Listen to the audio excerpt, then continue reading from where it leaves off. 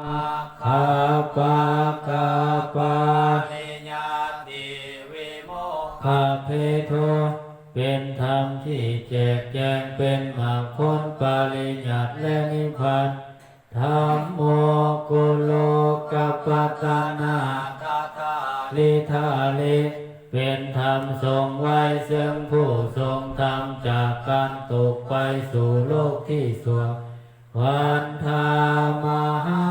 ตามหารังวาลธรรมมามิตังข้าพระเจ้าไหวพระธรรมมานปาเส เกิดนั้นอันเป็นเครื่องกำจัดเสียซึ่งความมืดธัมโมโยสัพพะปานินาง สาลานังเขมามุตตะมังพระธรรมใดเป็นสาลานาอันกาเสริมสูงสุดของสัตว์ทั้งหลายทุติญานุสา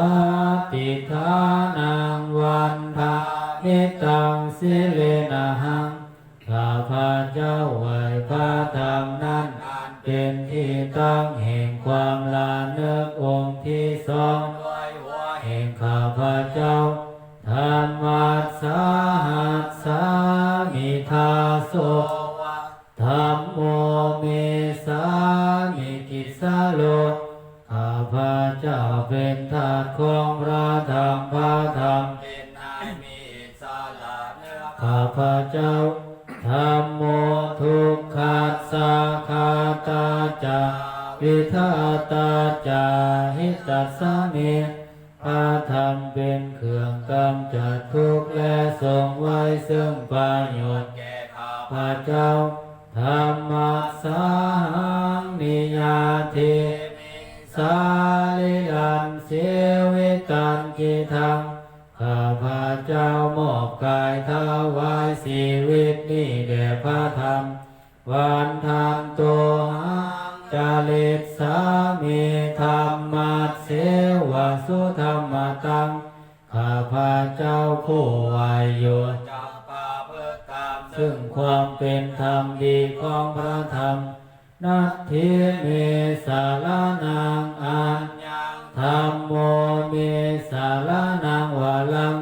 สารนังอื่นของข้าพระเจ้าบ่มี พระธรรม เป็นสารณะอันประเสริฐของข้าพระเจ้าเอเตนะสัจจวัชเชนะ วันทาย ยังสาธุสาสานิด้วยการกล่าวคำสัจจานี้ข้าพระเจ้า เพิ่งจะเดินในภาษาศาสนาของพระศาสดาธรรมังเมวันธามา นินา ยังปุญญังปัสสุตังอิทาข้าพระเจ้าผู้ไหวโย ซึ่งพระธรรม ได้คนควายบุญใดในบัดนี้สัพเพปิอันตาราย ยามี มาหิสุงตัสสะติสัสสะ